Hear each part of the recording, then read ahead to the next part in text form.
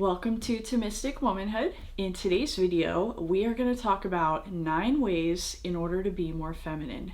So I was on Reddit and somebody had posted, forget what subreddit it is, but someone had posted asking about this topic and we had a bit of an exchange, so I figured I would make a video about it. So we're going to get right into it. And basically, so at a high level, in order to be more feminine, you kind of want to emphasize the contrast between you and a man. I understand that people don't want to be boxed in, they're like, oh, well, stereotypical masculine and feminine roles, like, oh, it's limiting and blah, blah, blah.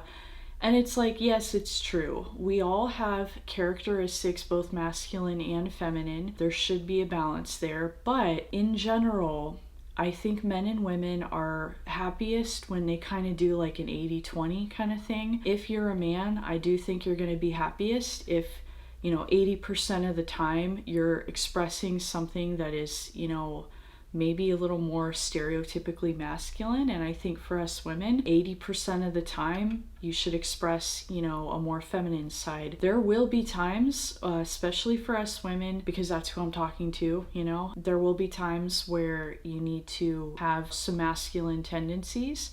And, nobody wants to be overly docile and, just be a doormat. So it is necessary for women to have, some strength, some aggression, some initiative. You should be able to do basic problem solving. So I'm not saying you cannot have anything masculine about you. However, I do think most of us women will be happier if we try to cultivate the more feminine parts of our character. And to that end, that is what this video is about. So, Number 1, you want to make yourself, your home, and your car as beautiful as you can. It doesn't have to cost a lot of money. Something pretty isn't always expensive, but you should try to beautify your surroundings and yourself. Us women are very oriented toward beauty. It's one of the perfections of our nature, feminine nature. We are more oriented toward making life beautiful, and that goes a long way. It's good for people in society to have some beauty in life because it helps strengthen people's will. In our society, I don't think it's a coincidence that we have a lot of people telling us what they want us to do. We see this in a lot of ads. Governments are getting more and more authoritarian.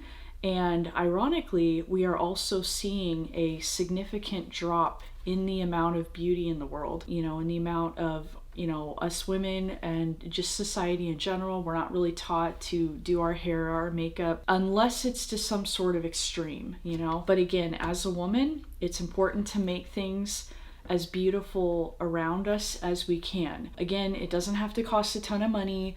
You don't have to be, some supermodel, it doesn't have to be an extreme, but you should put an effort toward trying to make things beautiful. Number 2, allow yourself enough rest and downtime so that you aren't always rushed and you can kind of relax into the softer side of yourself. It's often called resting in your femininity, which I think is a good way to phrase it. But you want to, allow yourself the time to rest, reflect, relax a little bit.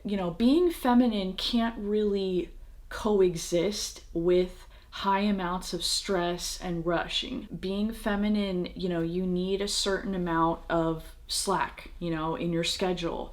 Don't take on too many things. I know, like nowadays, us women, and this is probably a more American problem, depending on where you're watching this, us Americans, we do tend to have a problem with being like hyper productive. We tend to think like, laziness is bad, and we tend to kind of get down on ourselves if we're not juggling like 16 side jobs along with doing grad school and being a full-time mom. But that kind of thing is bad for you. If you want to be more feminine, take a hard look at your schedule, your projects. If you're a full-time mom and you're going to grad school on the side, maybe don't take on a side job on, or a side hustle on top of it.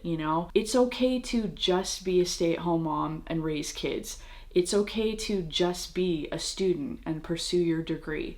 It's okay to just work and have a job. You don't have to do all 3 of these things at once because it can often, you will often have to take on a more masculine side of yourself to force yourself to accomplish the demands of all these things. And if you want to be more feminine, being feminine is often about your health and how relaxed you are, you know? You're not going to speak softly and be patient and compassionate with people, which are common feminine characteristics.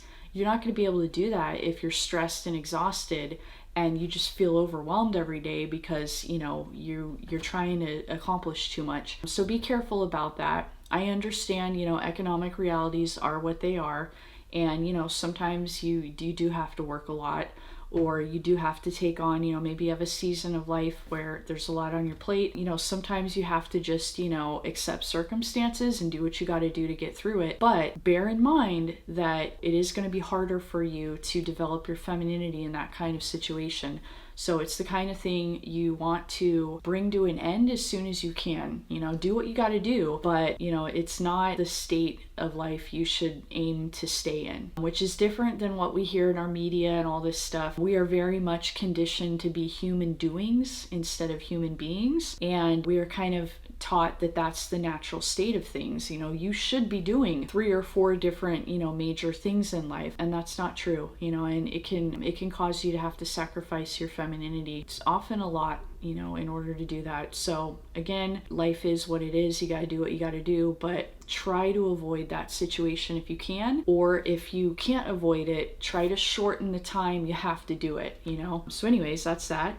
Number 3, as long as it's not like at your job, you know, where you've taken on certain responsibilities, or, you know, it's a situation where it's not going to affect your safety, you want to go with the flow and kind of practice letting others make decisions. Don't try to control the outcome, just kind of let it see where it takes you. This has to be done in moderation, because, you know, obviously you have to be very careful who you let kind of direct things and who you kind of yield to, you know. But there is something to be said about learning to go with the flow, you know. And this is something that for me was hard. I am very much a, like, I got plans, I got a vision, I got stuff I want.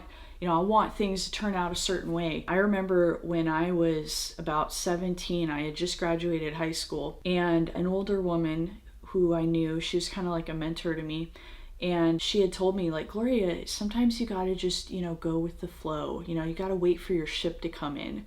And I told her, I said, I don't wait for my ship to come in. I swim out and meet it. And that has its good points, you know. It is good to be a go-getter, but at the same time, that attitude, there were definite times where that attitude didn't help me, and I probably should have gone with the flow a little bit more. I would have at least been a little happier, you know. So part of femininity is developing that ability, and it is something you have to develop, because for most of us, I don't think it comes naturally to just go with the flow. You know, we all have opinions, we all have desires and wishes of how we want things to go. So it can be tough to just go with the flow, but it's a necessary thing to develop, because when you get married and you're working with another person, you know, you have to learn to go with the flow, and you have to be able to kind of compromise with that person. And if you've never developed the ability to go with the flow, it's going to create a lot of tension in your marriage, because there are a lot of decisions that your husband is going to naturally make. There are certain areas of life that, you know, that may be his wheelhouse, and he'll make a decision there, you know. I made a video about, like, should you submit to a man? And that's a little bit what I'm talking about here.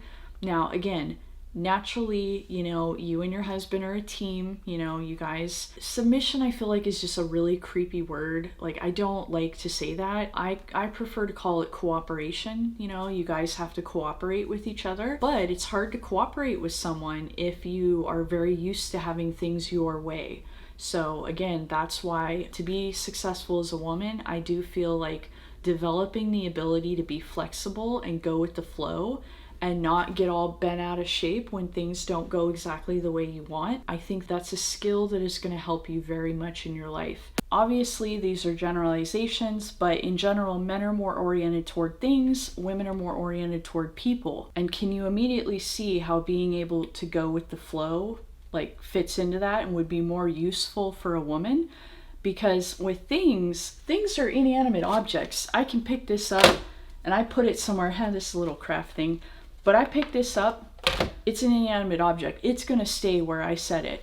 If I want to, make something or, things like that, it's an inanimate object. It will allow me to do what I want to it. It doesn't have an opinion. Your pen is not going to talk back to you when you're writing and say, why did you use that? That's bad grammar. Blah, blah, blah, blah, blah. They're inanimate objects. And now, while it's true, there is an effort to dominate nature, and develop tools and develop, landscapes and build buildings, there is a certain effort to that. However, it's different. It's different. Whereas with people, a person, if you tell a person, go sit over there, especially with children, you tell a child, go sit over there, they may or may not sit over there. And if they do sit over there, they may not stay sitting over there. If you want to tell a man something, you have to persuade him, things like that. And so because us women are so people oriented, sometimes it's vitally necessary to be able to go with the flow of what people want, because people are people and you're never going to have them do exactly what you want to do. A lot of our unhappiness in life as women stems from us wanting a person in our life to behave differently than they're behaving. Usually it's our partner, oftentimes it's our children, sometimes it can be our parents, and sometimes we can have very valid reasons for it. You may have like a partner that, maybe they have a drinking problem or something, and you're like, I want this for their own good. Yeah, absolutely, and do whatever you can to help them get over that. But at the end of the day, it's their choice and they're going to do what they want to do. And so that's why us women, having the ability to, it's also known as like accepting God's will.